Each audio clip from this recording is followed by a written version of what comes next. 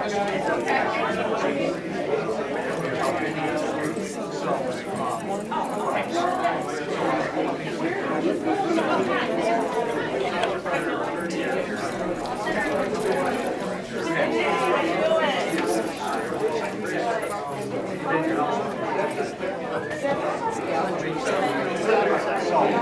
assess has got to be higher.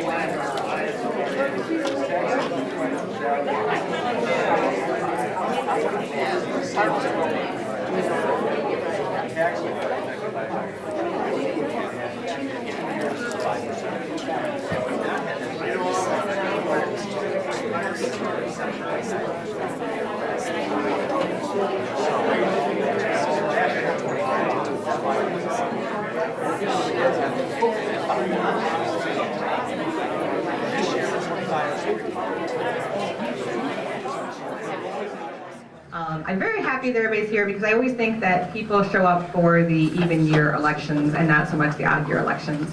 And these are the elections, keep in mind the even year elections are very important, president, governor, but these are elections that actually affect your local everyday lives. So thank you not only for showing up, but for being engaged in the election.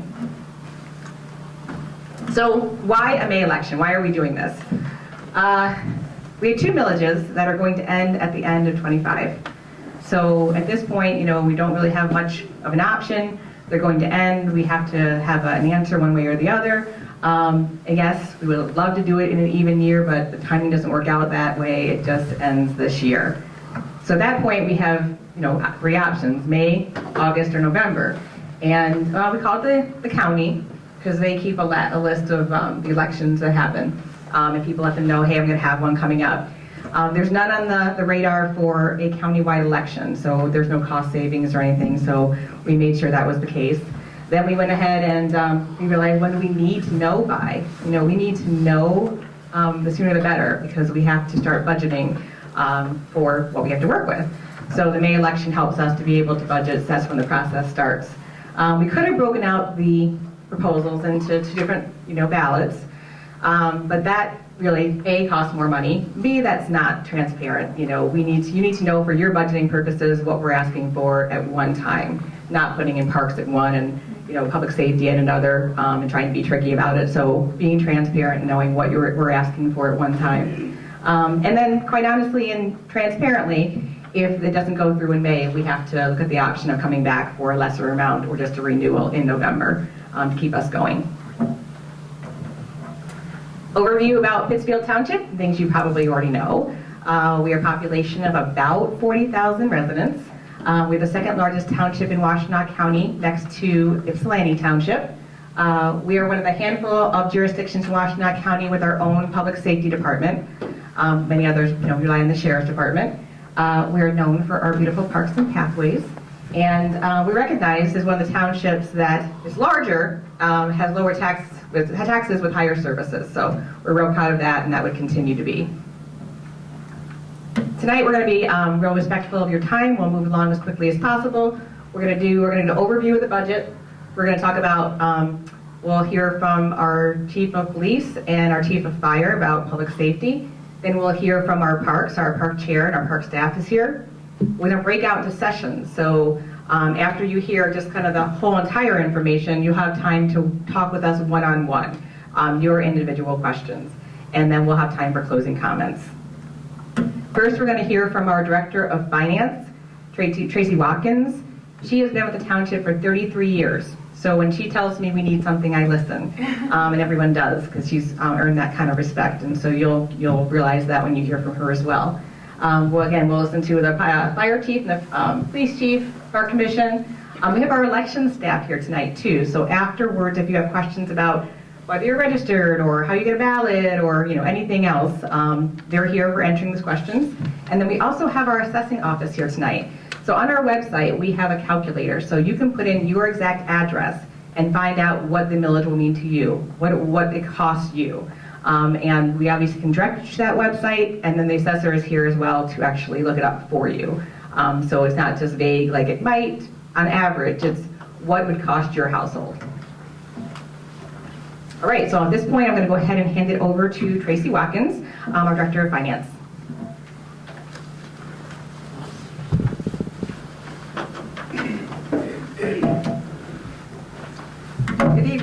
everybody. Again, my name is Tracy Watkins, and I have been here for 33 years, so I've seen quite a bit. So tonight I'm going to talk about why I was asked to do a 10-year future forecast and what it means to the township for the public safety and parks. We are currently at 2.95 authorized millage. We're asking for 3.95. That's just one extra mill. And I will go through a couple of scenarios. The first scenario you'll see is if we keep status quo, meaning if we keep at the 2.95, you will see, and this is a little scary, but you'll see our revenues and expenditures and what's involved in that. Well, what's involved in that, the next 10 years, we're going to have costs of new equipment, outdated equipment that needs to, improvement. We're not looking at growing as far as personnel-wise, maybe one or two if it's allowable or can be done. But this red line is our fund balance. That's the fund balance that we should keep. It'll show that we won't have any more reserves that we used to have. It's a good marker to have at least 10% of your revenues in reserves, so that from year to year we will be able to continue on without, maybe increasing the millage. But this is just if we stay status quo. If we get the extra mill, this line here is the green shows you the minimum fund balance of 10%. Of course, you got revenues and expenditures. Now, why the red line? Now, that's the fund balance going up and down. Why is it going up and down? Because in year 2029, we're purchasing a big fire engine that might cost $1 million or $2 million. Some years we won't need to have that. So this is like a future forecast, what an extra mill will get for us. Sources of revenue. So public safety, the majority of our sources comes from the taxes that we collect. That's your millage. 43% comes from the general fund. Now, general fund does collect taxes, and about, I think I figured it out today, 70 or 80% of those taxes collected go to public safety. Countywide millage, that's the millage that you guys pay for to the county that comes back to us. And then other revenue, which is some service charges that we charge for, when police go help the schools, or when they do a fire run and they charge people, not residents, but other people. So this is the only source of funds that the public safety gets. Our expenditures. The expenditures are 50% of the money that we collect goes to operate the police department. Another 30% goes to the fire department, and 20% goes to the support services. So support services are the head administrators, which is the chief of police, chief of fire, and then all the support staff. That means, and some other part-timers that operate the office. That's all I have.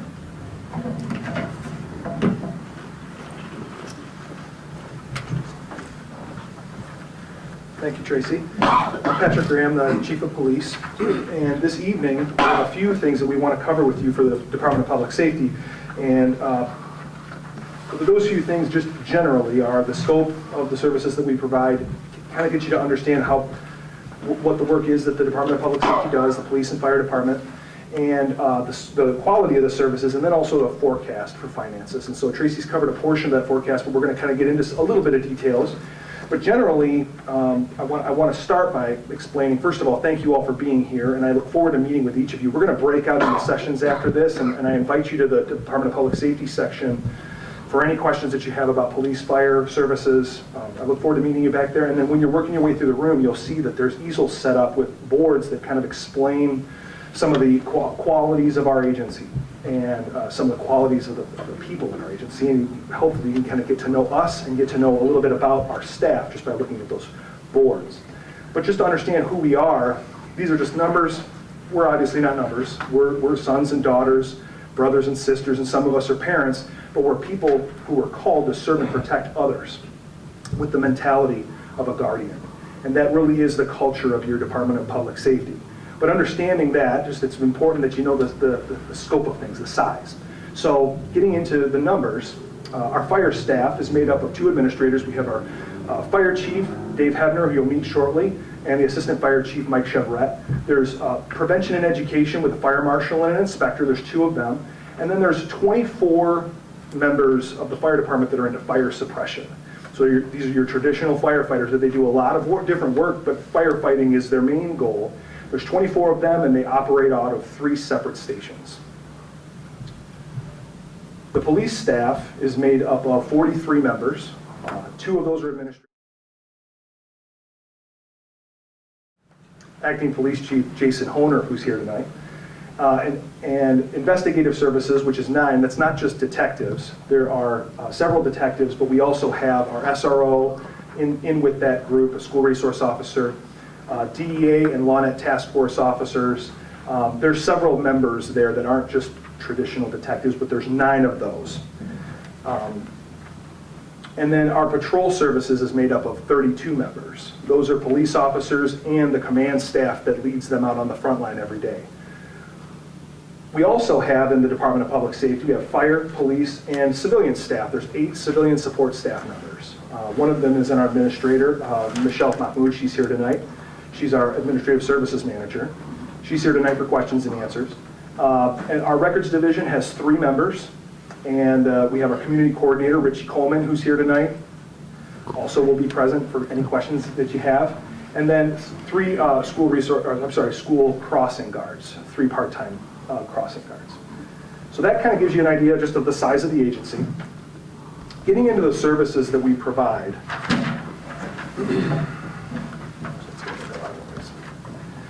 Getting into the services we provide, I mean, the cornerstone of what we're here to do is to protect life and property.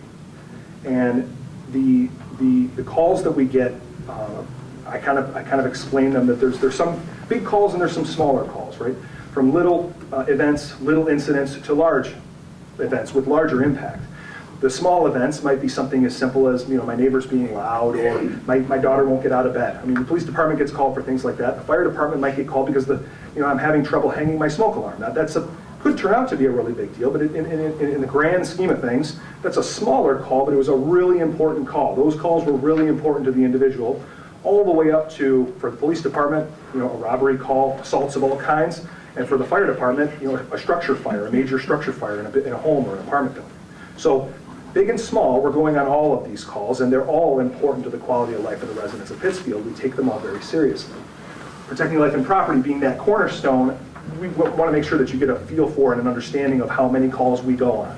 So the police department in 2024 responded to 17,478 calls for service. Some of them big, some of them small, but 17,500. In 2024, the fire department responded to 3,617 calls for service. Again, thankfully, not 3,617 fires, but again, a quality of life call that they were able to go and help somebody. Police response time is under 4 minutes, which is in line with and actually a little bit better than some national averages. So our response time when you call for help is quick. And the fire response time also is in line with national averages at under 8 minutes. Moving on to some of the special services that we provide. Obviously, we do an all hazards emergency response, but like I've explained, we're not turning the lights and sirens on and going on calls, every single call. Some of them are really more of a service or education focused. And so we do have, obviously, proactive police patrols and crime detection. The fire department is also actively involved in inspections for an education. And community crime and fire awareness and prevention training. So there's just services that we are providing that aren't necessarily calls or incidents or injuries or fires. They're services that we provide. And building the community partnership, we have recognized over the years, and it's become a really important part of our Department of Public Safety, is building on community partnerships. I can say that last year was a really, really high point for us, where we participated in over 40 events to engage with the public build that partnership. We understand that we can't successfully complete our mission and see that through without the help of the community and without that trust in that partnership. One of the other aspects of that we're really pushing at this point is just pushing out information. So making sure that you're advised and that you're aware of what's going on through social media, but then also through our webpage, through a Public Safety Monthly. And as many platforms as we possibly can, we're trying to make sure that we give information out, but then also have an avenue for you to receive information or to give some back. Obviously, we have Newsflash, Notify Me, and Everbridge. These are all different platforms that we're using. So we're working on a robust way to communicate with you. Going through those are really just overall general services, but getting into some specialized services specifically for the police department, we have an evidence tech unit for major crimes or crime scenes where they're specifically trained to investigate those scenes. An accident investigation unit for any critical injury or fatal traffic crashes. They go out there and investigate those thoroughly. I spoke a little bit about this earlier. We have a school resource officer. We've had one for over 10 years. It's been a very successful program and really built a bridge and communication with the schools and the students. We also have a traffic unit, something that was called for by the public and they've been asking for. We were able to do that last year. We have a traffic unit that focuses on education and visibility. So if there's issues in your neighborhood, we have an officer that is specifically assigned to go address those traffic issues. And then we have something unique. The police department in Pittsfield has something unique in the county. We have a digital forensics unit. And this was grant funded. And we'll get into some of the funding. And this is just kind of one of those highlights where over $100,000 of training and equipment was brought to Pittsfield Township with our investigations unit to the digital forensics analysis unit through the federal government, and this was at no cost to the taxpayers. It was over $100,000 in training and equipment that is used in Pittsfield, and it is kind of like a feather in the cap or a highlight of Pittsfield Township. Agencies, or our neighboring agencies, come to us for assistance if there's an issue, a crime, or something that involves a computer or a cell phone. So just kind of a special service that we're able to provide. It was just a great opportunity. The fire departments also has special units, and just to kind of highlight some of those, the Washtenaw County has a technical rescue unit, a technical rescue team. And Pittsfield Township's fire department participates in that team, but they don't just participate in that team, they lead that team. And then additionally, there's a hazmat team in Washtenaw County. It's a team that is made up of firefighters from a lot of different agencies. Pittsfield Township doesn't just participate in that team, they lead that team also. So we're leaders in the township in special services as well. These are the kinds of services. Obviously, there's the standard services that you expect and the quality and the level of those that you expect. These are the kinds of services, and then all of these special services that require the kind of funding that we're talking about tonight. So moving on to the quality of services, I'm going to ask the Fire Chief, Dave Hebner, to step up and speak for a few minutes.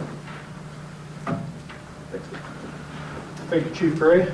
Again, I'm Dave Hebner, the Fire Chief here in Pittsfield Township, and I'm going to probably repeat a lot of the things that you've already heard from previous presenters. But what I really want to do is I want to kind of paint a picture of what it is that we do and how we go about doing it, and then the why we do what we do. And what we have is, I want to paint a picture for you to take away tonight, and I want you to see that these services that we offer you are not just police and fire services. We are your police officers and firefighters. The men and women that work in this department every day, 24 hours a day, 7 days a week, spend their time preparing for and responding to all sorts of emergencies. Anything that you can possibly think of, the men and women of our collective departments spend their time being ready to jump into action to help keep the community safe and help remedy situations as they occur. One of the ways that we do that successfully is we build partnerships throughout the community, and we educate people throughout the community. So it's not just about responding when something bad happens, it's about helping prevent them from happening to begin with. We are very involved with educating the public, and we're always open and want you to know that we are here for you. And we do that by incorporating something called the 5 E's of community risk reduction. And that's kind of the platform that we use to make sure that we're providing the services that the community deserves. But again, I want you to know that we're not just a department. We do a lot more than that. We really are your firefighters and your police officers.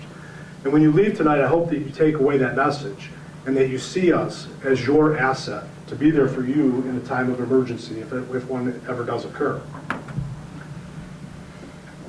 Getting into the 5 E's of protective community protection, providing community protection, sorry. These are the 5 E's: education, engineering, enforcement, emergency response, and economic incentives. And we'll talk a little bit about each one of those as we go through them. So what is education? It's teaching regular safety practices to the general public. It's providing prevention services throughout the community and providing preparedness to make sure that we are always ready. What does engineering mean? Engineering is implementing safer building codes. I'm proud to say that Pittsfield Township is one of the few townships throughout the entire state of Michigan that has the 2024 fire code that has been adopted by the township. Not a lot of communities have done that. And why is that important? I'm willing to bet every one of us in here has lithium-ion batteries in our house, whether it be in a toy, a tool, a car, what have you. We get phone calls about people wanting to add solar power to their homes or a collection of different types of energy. Electric vehicles creates a huge challenge for all of us. And by having codes in place under the engineering portion, that allows us to have a guideline to be able to help the community understand how to properly and safely use this equipment, store this equipment, what is good practices and what are not such good practices. And your Department of Public Safety has the access to that information to be able to help make sure that the community is safe. So whether it's living here, working here, shopping here, what have you, our businesses are in a position to make sure that they're having the good reference material to make sure that you're doing that safely. And what is enforcement? Well, we do enforce that because we go out and we inspect buildings. When you walk into a building in Pittsfield Township, we want to make sure, or if you have dinner in Pittsfield Township, we want to make sure that those business owners and businesses are operating safely. So you can feel comfortable doing business here in Pittsfield Township. And then obviously emergency response. Emergency response is one of the biggest things that we do. And as Chief Gray alluded to earlier, we are prepared to respond to any type of emergency that happens throughout the township at a very high level. The firefighters and police officers in Pittsfield Township are second to none when it comes to the level of training that they offer. That they are able to provide the skills necessary, they're provided the skills necessary to be able to provide you the services that you deserve and that you require. And then the economic incentives, which I'll talk a little bit more about in a couple slides later. There's a lot of economic incentives through grant funding or other community investments that we partake in. We've done a very good job. We take a proactive approach to that. We will talk much more in depth about that in just a couple minutes. But again, the partnerships that we build and the education that we build are really geared towards strengthening our community. But we can only do that with your help. And tonight we're here to talk about Millage, which does talk about your money. And I want you to know that we don't take that lightly. We respect that very greatly. The services that we provide to you do come at a cost. And we will talk about what some of those costs look like. But I want you to know that we do take we make a lot of effort to make sure that we are very diligent, to make sure that we're not wasting those funds. And that when we ask for additional revenue sources and funding, that it's not taken lightly, and that we really do and have put a lot of thought and effort to making sure that we're only asking for what we really do need. And it's not just wish list stuff, it's things that are required. But we do collaborate a lot with throughout the community, through all the partnerships and educational opportunities, whether it be offering CPR classes for the public, or stop the bleed classes, or having people just stop by a firehouse and ask how to put a smoke detector in. Or, in a lot of cases, we'll go out to homes and put those smoke detectors in for people because we want to make sure that you are safe. So we partner up with all kinds of different people throughout the community. Chief Gray mentioned earlier that we're sons and daughters and husbands and wives and moms and dads. Well, I have not been keeping forward with my slides there, I apologize. Richie, you need to catch me on that. A picture up here on the slide here shows a couple, it's a representative picture of police officers and firefighters. And as you can see on the bottom picture, we got this big fancy truck behind the firefighters here in Pittsfield Township. So we have very expensive equipment that we'll talk about here in a little bit. But again, we do more than just respond to communities. I want you to take away tonight that we are your firefighters and your police officers. Chief Gray mentioned the storyboards around the room. I would really encourage everybody to take a minute to look at what's on those storyboards. They do paint a really good picture of some of the things that we're involved with and some of the people that provide those services to you throughout the community. So I mentioned I was going to talk a little bit about the cost savings and the economic incentive. You'll see this slide twice today, and that's very purposeful. But what's on that slide is a whole bunch of different things that we do to try to help make sure that we are being financially responsible. The three things that I'm going to talk about are highlighted, and they are from top to bottom: grants, cost recovery, and mutual aid purchasing and consortium purchasing. So if we talk on the bottom topic, the mutual aid purchasing and consortium purchasing, what does that mean? Well, a lot of the times when we are able to buy some of the goods that we use or the items that we need to have, if we can buy them in bulk, just like anybody, we can get better savings on that. So we do partner with other agencies throughout the county, our neighboring communities, and we will make purchases in a larger bulk option to save some money. Cost recovery. We do recover some of the costs for the services that we provide. Like motor vehicle accidents, for example. If people get in a motor vehicle accident here in Pittsfield Township, we do recover costs for the services that we render, but not to our residents. We waive those services to our residents, but we do charge the other parties that are involved in the accident that are not from Pittsfield Township. And then we collect those monies through insurance collection. And maybe one of the most important things is the top item on your right side of the screen, which is grant funding. We remain very active in pursuing all kinds of different grant opportunities. And we do that to try to reduce the cost that we have to pass on to the residents, as you'll see in a little bit of how expensive some of the equipment has become. But just in 2024 alone, we acquired $1 million from the federal government to help purchase that vehicle that is actually in that picture right there. And that is the ladder truck that is housed right in the building next door to us here today. That was the new addition that we put into service last year from a federal grant funding. But also fire equipment, our turnout gear, the protective equipment that we wear, has been purchased through grant funding. Our SCBA fill station, that's the air bottles that we wear, how we fill those with air, that was a purchase that was made through grant funding. Thermal imaging cameras, how we see through smoke. When we go through a house fire, we're able to see through some kinds of walls or through the heavy smoke where you can't see. We just purchased some of those this last year through Firehouse Subs, as you can see in the top portion of that picture. Firehouse Subs donated a grant to Pittsfield Township for $20,000 towards the end of this past year to purchase that equipment. That is truly life-saving equipment.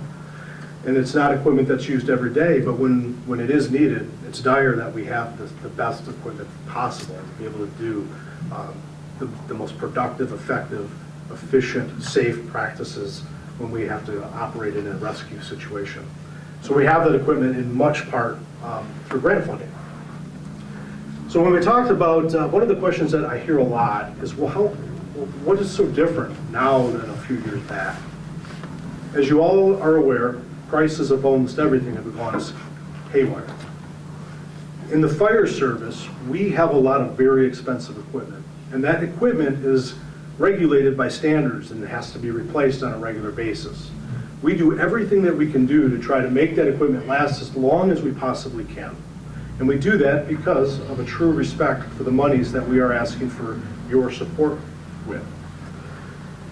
We have seen since 2020 about a 46 to 51% increase in almost all of that equipment that we purchase. So if we look at some of the large ticket items, which are many in the fire service, that vehicle that I mentioned earlier, the ladder truck that we received $1 million grant for, we ended up purchasing for about $1.4 million, is scheduled in 2036 to cost $2.4 million. Those vehicles are supposed to be slated to be replaced every 15 years. So we have to start planning for those kinds of things. So we get that question a lot where people say, how can it possibly cost that much? I'm as shocked as everybody else. But that is the reality. A fire truck that just 5 years ago may have cost $600,000, that exact same fire truck today is just under $1 million. And that's without any equipment on it. So we are faced with the very realization that everything that we purchase, everything that we do has skyrocketed in cost. And there's simply not much we can do about it. So we do appreciate the support that we get from the community. We do want to convey to you that we greatly respect and appreciate that support, and we won't abuse that trust that you place in us. This is some of the other equipment that we purchase and that we have to purchase on a scheduled basis through our standards, through OSHA and NFPA. And that's everything from fire hose to our PPE that we wear. A set of personal protective equipment that our firefighters wear has to be replaced every 10 years, regardless of its use or wear. And it's, as you can see, some of the numbers on the screen are a little bit staggering. And we also need to make sure that we are prepared to grow with the community from a staff perspective in a responsible fashion as the community grows and the need dictates for growth. So I appreciate everybody coming out tonight. I would look very much forward to talking to anybody in the breakout sessions. And at this point, I will turn it back over to Chief Gray. Thank you, Chief. So Chief Hebner spoke about the cost savings slide. So the cost savings slide is back, and he's right. Some of the equipment that the fire department needs, the individual items are very expensive in comparison to the police department, but the police department uses more of them. So we end up with less expensive items, but there's more of them. For example, a fire truck being the cost that it is, we need 20 patrol cars to do the service that we provide. So you have 20 cars versus one or more large fire trucks. But just to get into some of the cost savings items for the police department, the fleet, when it comes to equipment, our fleet is one of the most expensive items that we buy. Fleet, and then there's some very specific equipment that we'll get into shortly. But the steps that we take to save money for the police department and to be responsible with those funds is focused on some of that more expensive equipment, but it's also down into the details of some of the less expensive equipment. So fleet repairs and fleet outfitting and purchasing, acquiring of vehicles is very expensive. We do that through a state negotiated price, so that those vehicles are as low as we can possibly pay. For that particular patrol car, we're going to pay that lowest price. And then when it comes to fleet outfitting, we get very competitive with that too. We actually just switched outfitters because we are trying to make sure that we're getting a competitive rate when we outfit a new vehicle. And when we outfit a new vehicle, we take as much of the equipment from the old vehicle and put it into the new vehicle as we possibly can. And anything that can't be transferred over, because it's a new car and it's got some new dimensions, anything that can't be transferred over is sent to auction or is put in for trade for credit. So we're doing everything we can do with that equipment to make it last as long as we possibly can, but then also we're smart with it. We don't just throw it away. That's kind of covering fleet. When we get into equipment selection, retention, and the quartermaster system, we use this term quartermaster system, and I can just explain it briefly. In Pittsfield Township, both the police and the fire department, there's a lot of equipment that we wear and use every day. And if a police officer or a firefighter has a pair of pants that they believe needs to be replaced, they go to their supervisor and ask, and they fill out a form, and the supervisor looks at the pants and says, yeah, you need a new pair of pants, and we'll buy you a new pair of pants. In other agencies, that police officer or that firefighter would receive a check, roughly $1,500 to $2,000 a year, to just buy your own stuff. And they're going to get that check every single year, whether they need new pants or not. And so we have found the quartermaster system is a far more responsible way of maintaining our equipment. And what we found in other agencies, and what we've seen in other agencies, which was not occurring here, is that money oftentimes is spent on other things that those officers or firefighters might want to buy. In our department, if you need that new equipment and it's worn, we're going to give it to you. We're going to outfit you with the right equipment, but we're not just going to give you money. So that's one of the ways that we're just careful with the funds. I spoke about auctions and for our fleet, but it's auctions and then also equipment trade-in. So we get credit for the next newer version of equipment when something is outdated, but it still has some value. Moving on to fleet outfitting and estimated replacement costs, that was something that, we spoke about briefly. Again, the police vehicles are a little less expensive, but there are more of them. They run longer, they run more miles. So they need to be replaced more often than a fire truck. And so these are just some of the forecasts for our patrol units over the next 10 years. And then we have support units, K9 unit and CPU unit. Now those two vehicles are just listed because these are two units that have been out of service for a time, and we intend to bring them back. So it's outfitting a specialized vehicle. Pittsfield Township runs their patrol fleet and administrative fleet support vehicles for roughly 100 to 120,000 miles, which is about 20% farther than most agencies. Our neighboring agencies do not run their vehicles that far. Again, we make it last. Moving on to our equipment forecast over the next 10 years. Again, we don't get as many opportunities on the police department to receive grant funds as the fire department does, but we do take advantage of whatever grant funds are available. And the big one that we've been doing for a very long time is our ballistic vest grant. So the BVP grant is something that Pittsfield Township's been using or signing up for and receiving funds for well over 15 years. So ballistic vests that we wear every day are good for 5 years. After 5 years, the ability for those vests to stop bullets starts falling off really fast. So it's a 5-year replacement rate. And the BVP grant covers roughly half of every single one of those vests. And we are steadfast in applying for that grant every single year, and we get it. We get awarded every single year. There's no guarantee that it'll be there forever. We found this out recently. You can believe that you're going to get those grant funds, and then suddenly you're not. So we have to prepare to not receive those funds, while at the same time continuing to sign up for those grants, those grant opportunities. So ballistic vests are something that over the next 10 years will have to be replaced twice for every member of the police department.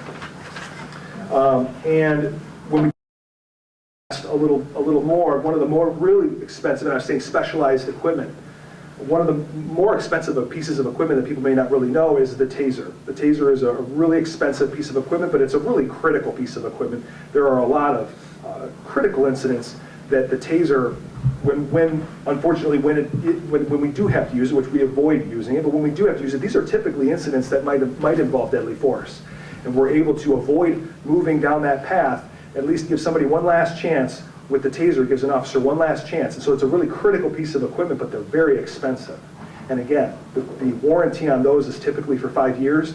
And while we make sure that they're still working, we are running those pieces of equipment for 7 years on average. So we are doing everything we can do to make this equipment last as long as we can, because we appreciate how much it costs and we appreciate where it comes from.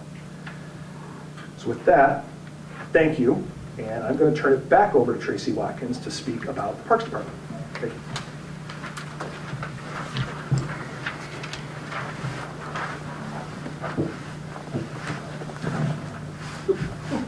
You're going to need that. Okay, here's my job again, dealing with the Parks Department. This is a 10-year forecast, again, for the Parks Millage. The red is the fund balance. That means in 2029 we will have no more savings. The Parks Department, we have two big projects that we're either starting or just about finishing up on. And then after that, it'll be just maintenance of the parks and updating the equipment out there in the parks. Now, we're only asking a 0.1 mil increase. And what a 0.1 mil will get us, we'll have a fund balance that is maintained over the 10 years. We'll be able to replace the used equipment. And that's not just playground equipment. They're talking about all of the lawnmowers and the tractors that we have too. Rich Wade will be able to explain that more to you in detail. But just 0.1 will keep us afloat and keep us going for another 10 years for you guys to enjoy our parks. And then just the revenue sources, the Parks Department, almost 96% comes from the millage. The other is just whatever the millage money that's sitting in the bank will earn, and just very little other services that they charge out for. Either lawn mowing, some property that needs it, they assess them for mowing their lawn because they violated the noxious weed. ordinance. But basically, 100% of the millage money is spent on our parks. And now Rich Wade will explain to you.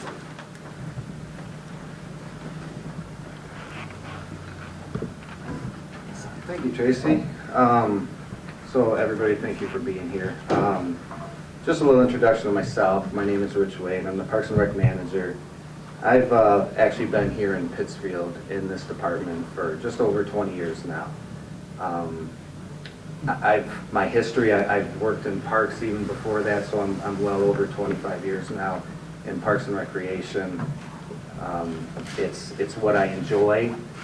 My kids grew up here in Pittsfield Parks. They grew up in the recreation programs here. One thing that I can say is, working in parks for as long as I have, I've honestly never been as proud to be involved with Parks and Recreation as I was during COVID.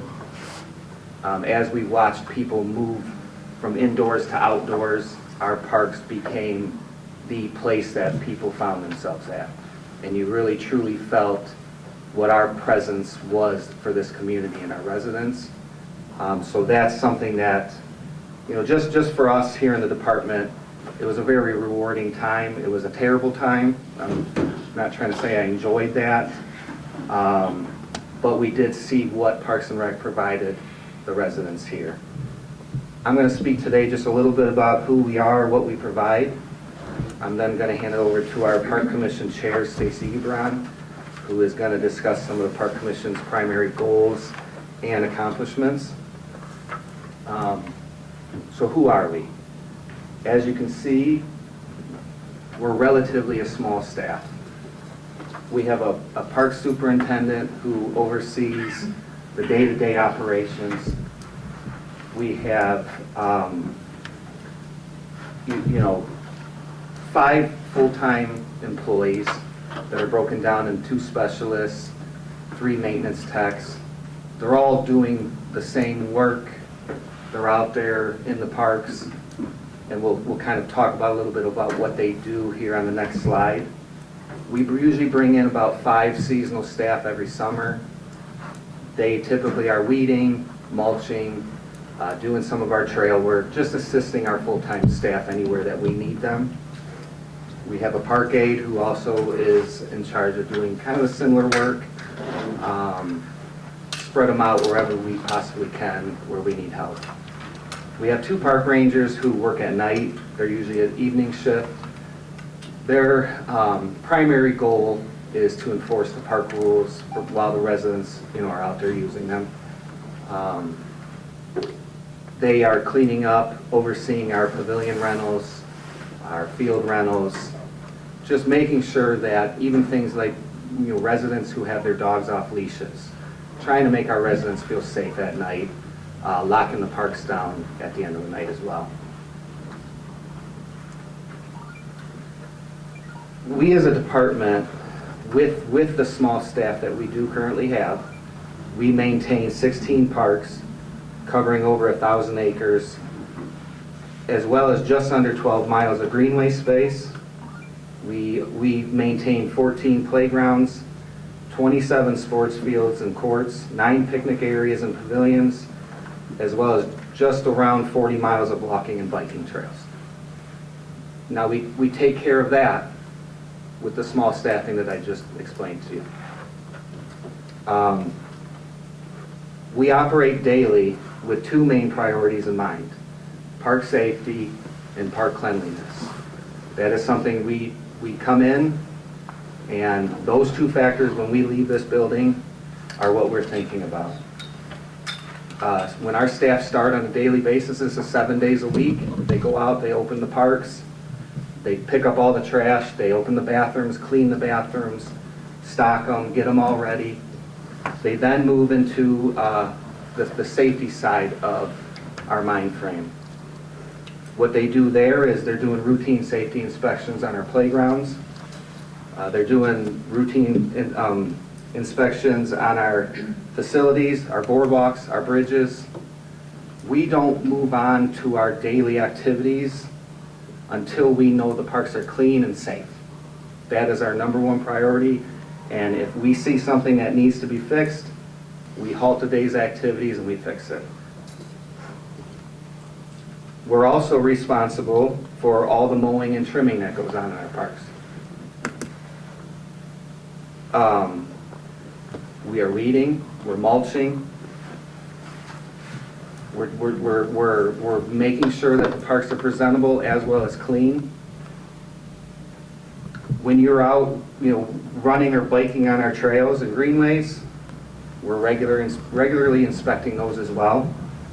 A lot of times we have debris that are down, especially after storms. We're doing a lot of cleanup. We're making sure that the trails are safe, clean, and ready for you on a daily basis. Another thing that we're doing that we don't talk about as much is we assist with all the parks or the recreation programs. When the children are enjoying T-ball programs or our soccer programs, our staff has been out on those fields making sure that they're safe, presentable, and ready. We go out to the softball fields, our staff rakes, they spin it, they chalk it, get everything ready for each activity. They line all the soccer fields, all the lacrosse fields. They regularly paint them every week to make sure that they're ready to go for any recreation activity that we may have. We also assist in every special event. Things like the Easter egg hunt, we are assisting in. So all the special events plus the daily events, our staff are included. Another thing that we don't really discuss a lot is our staff assists with the farmers market. We set up the farmers market, we break down the farmers market, we do that on a weekly basis. So while we're trying to do the mowing or the mulching, we're also assisting in all the programs as well.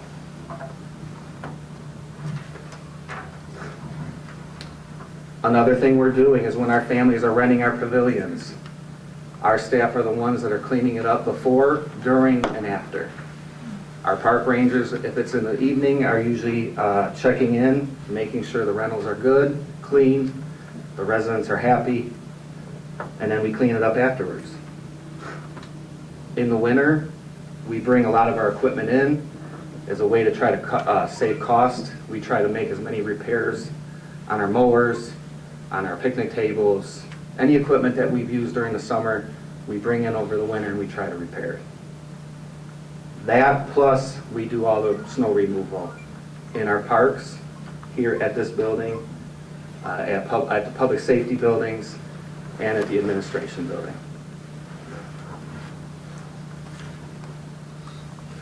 We work really hard to actively improve our community by providing safe and enjoyable public spaces. That's going to be the common theme that you hear from me. We adhere to Americans with Disabilities Act to welcome all of our visitors and residents. We do our best to protect and preserve wildlife and their habitats by implementing sustainable practices such as invasive species control. This is kind of what I was talking about really over the winter, what we do. We do our best to save money as much as possible. We do in-house fleet, equipment repairs, we search for grants. When we hire our staff, we really work hard to hire staff or train them to make them knowledgeable in multiple areas, such as plumbing, electrical, carpentry, so that we have many staff on hand that can hopefully make as many repairs as possible without having to call a contractor. If we can keep the contractors away, that's going to limit a lot of costs for us and save money for time. The next two slides are just a couple of forecasted replacement costs over the course of the next proposed millage. This first one is the future replacement costs. In all honesty, these purchases are necessary to allow us to continue to provide the services that we're providing in the parks. This is a very conservative timeline and equipment replacement program. We're not asking for anything that doesn't allow us to do the job that I have described to you. It's trucks, snow plows, some utility vehicles for working out on the trails, mowers. It's everyday stuff that we use. And that's what our goal is to be replacing. This last one is replacing all of our current playgrounds. So when I first came here, we were in a park development portion of this township where we were really, my first few years, we had a few parks that were just popping up left and right. That meant they all were coming with playgrounds. So they all came really right at once. What's happening now, and that was great for a while because we never really touched our playgrounds. We inspected them, things were great, they were brand new.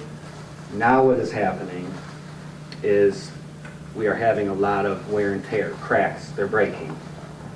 But what the issue that we're having is these playground companies are now developing new playgrounds.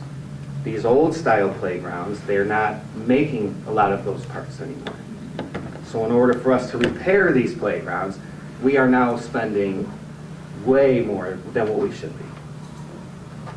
What we want to do in order to make this not happen again is we will be more strategic on replacing these playgrounds separately. We will, over the course of this millage, but we won't be doing it all in year one. That's going to be important for us as we move forward so that we're not sitting in the situation that we are right now, where we do have multiple parks all cracking and breaking at the same time.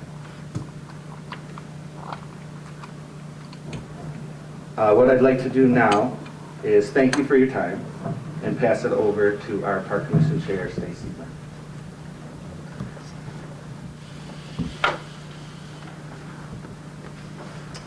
Good evening, neighbors.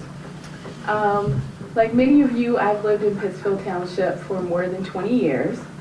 I really appreciate your attention tonight. I've been teaching math to 7th graders all day long. And let's just say you're a much more attentive crowd. I have been serving on the Park Commission for 4.5 years. This is my second term. Probably partially responsible to some of you who voted for me. Thank you. But the reason I said yes is that I've grown up, my children have grown up here in Pittsfield Township. This is the only home they've ever known. And they grew up playing Pee-wee soccer in Lily Park, rolling down the hills in Montebello Park, and biking the many beautiful trails that are around Pittsfield Township. And so when I was asked to consider serving on the Park Commission, I said yes, not only because I believe in public service, but also because I wanted to give back for all of the great programming that the recreation staff puts together and the beautiful parks that Manager Wade and his staff maintain. I only have 2 slides. So I learned once you should say, and finally a lot, and that keeps people going. So, and finally, the primary goals of the Park Commission is what I wanted to talk to you about.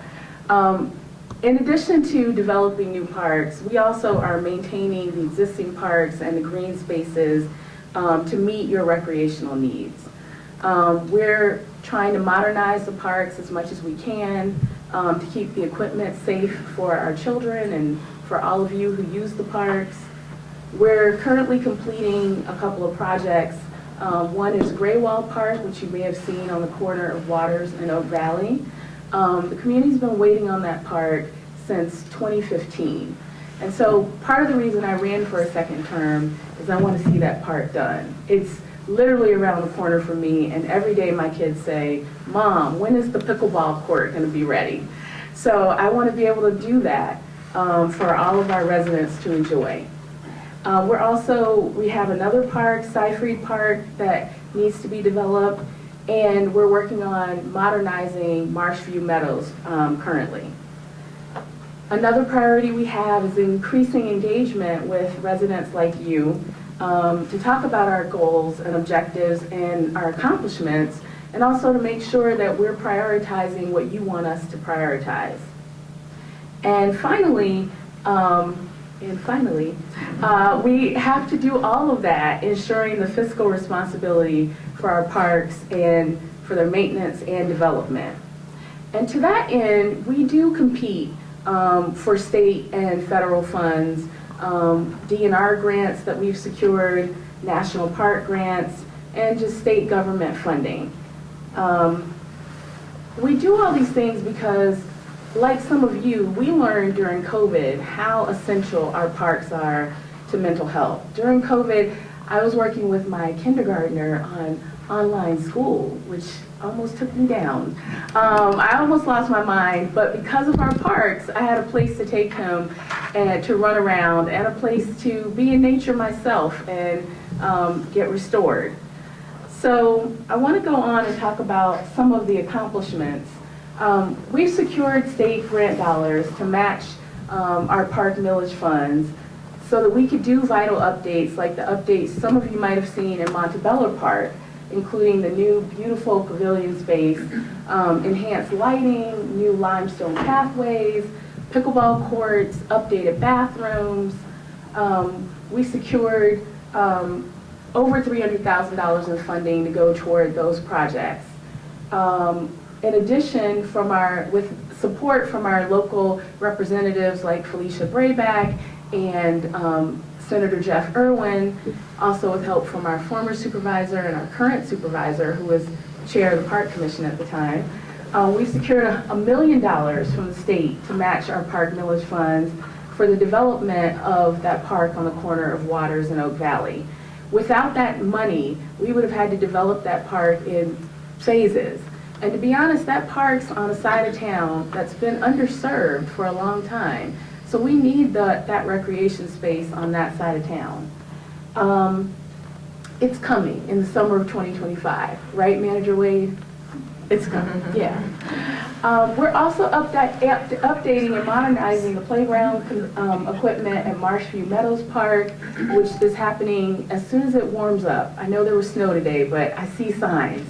I'm keeping my fingers crossed. We're going to have a new outdoor gym at Marshview Meadows Park, so you can go and, get in shape at the park now. And so we've been able to do all these things because you've trusted us with your hard-earned dollars to go into our park millage fund. But it takes a lot of money to maintain our parks and to keep them at the level of quality and to keep our programming as value-added as you have come to expect and enjoy. So I just want to thank you tonight for your time and attention and for coming out, and also invite you to come and talk to me if you want to know more about our parks and what we're working on. So thank you.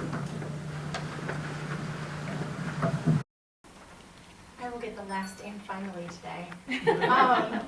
Good evening. Thank you so much for being here. I am Jessica West. I'm the Director of Community Development and Municipal Services. We really appreciate you spending time with us. I hope you've learned something about what our public safety, police and fire services do, and truly what we do with some very small staff on both ends. We welcome you. You've listened a lot to us about all the things that are going on here, and we really want to also hear back from you, which is why we've put some breakout sessions together so that you can speak directly with some of those public safety staff and some of those park staff to learn more about each of the projects they've talked about today and the things that they do, as well as provide some feedback to us about what you want to see or any specific questions you have about the millage.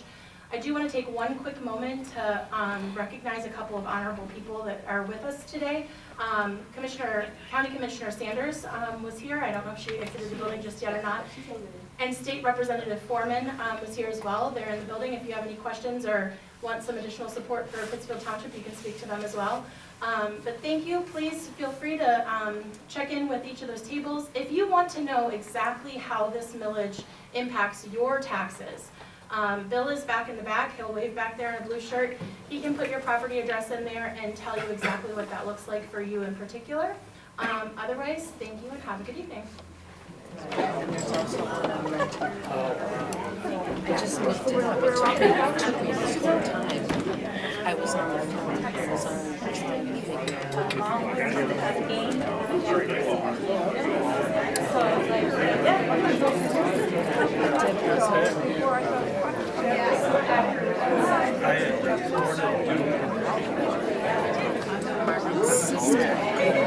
is like drastic difference. For the bar association, in the same building, where I used to work at Fourth Street? Yeah, the one time. Okay, I remember your face. I used to work at community development on the second or third floor. Yeah. Tell me your name again. Yeah. Thank you very much.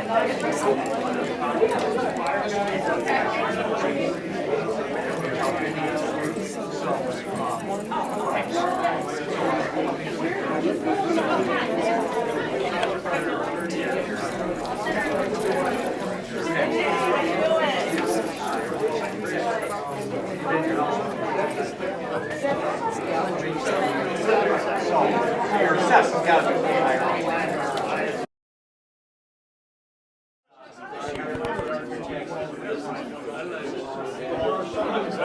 Yes, I would love to have that conversation. It's been on our radar. We agree. We actually had to Previously, we said it was going to happen, it was a 5-year note, so we were working at those funds, those 5 years, and then working on something moving forward, and we recognize what the taxes will provide. So there was my position where we're looking at saying, I can measure this is the expense. This was just 5 years ago, the cost of it increased by a third. So if you remember back in 2021, they asked for 2.95 for 10 years and it did not pass. So they actually asked for what they thought they really needed. Right, well, so I say But this then was a 5-year it's instead. kind of the same thing now, you know, we go backward. Still need it to keep going. But you tell us you can't do it, still we'll have to, yeah. This is like taking it in bites instead of, when I was a 10-year millage too, they asked for 3.95 5 years ago, and that would have been 3.95 for the full 10 years, where we waited 5 to get, instead of that, we did 2.95. So now we're saying, we can do this 3.95 for the forecasted for the next 10 years. So 5 years ago, did you continue on to 2.95? So I was there for 27 years. I do right now, but it's short-term, we just did, it was one point. I just heard of think about the scope of what you're talking about. It was one point I had to. But we'll be moving. Yeah. So that was. Okay, yeah. So this is the only I got you. Websites, guys that may use them. Yours is better than mine. A lot of them. There's benefits and then there's drawbacks. Doing anything in larger chunks like this, there's benefits because we're not coming to you guys and saying, hey, this is what's going on in this building. Even just a renewal. We need a renewal again.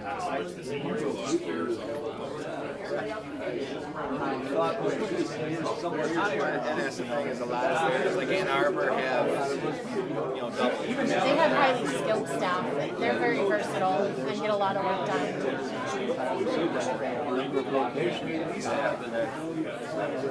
And Rich is modest because, well, and he's modest in that they take care of all the town facilities. And not to mention every project they throw his way when we want to do something special. I like yesterday, I was talking the other day, like putting the year on this weekend. It's nice to see you out. Thank you. Hoping that I don't wear it. We want to know what we're working on. A long way down the street. I'm just.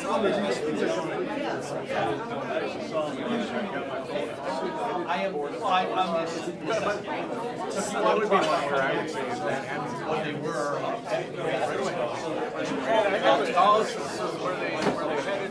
I just recognize this for some reason.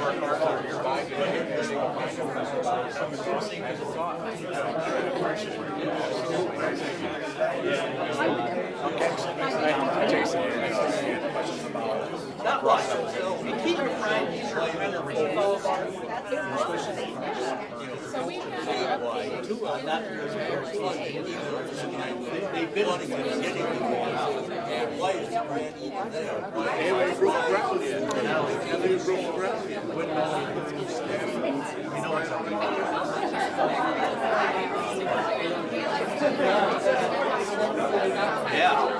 yeah, definitely those $2 million, $1.5 million for fire trucks.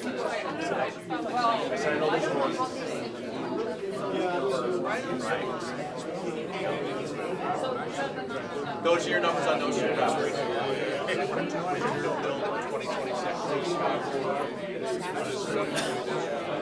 Supply, whatever.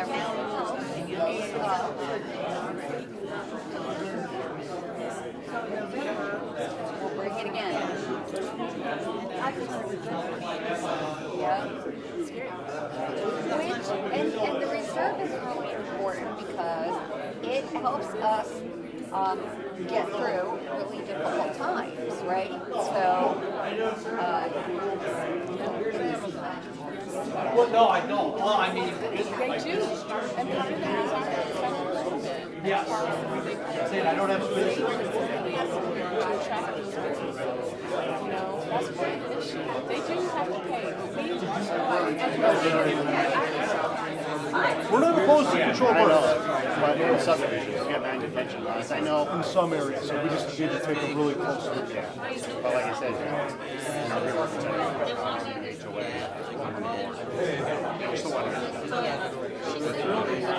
Check this tax for that.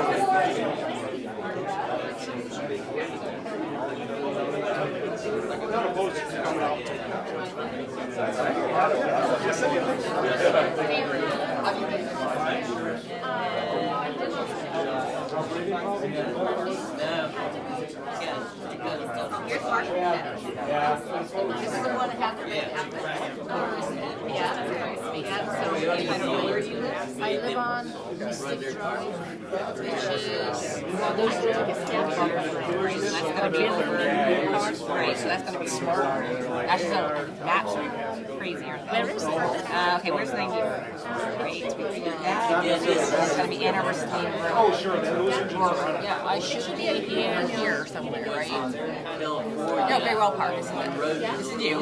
So that's gonna be the new park? Yes. She was, that's, Yeah. and she said it's coming. Yep, so they're working on it already, and it's all set for the fall.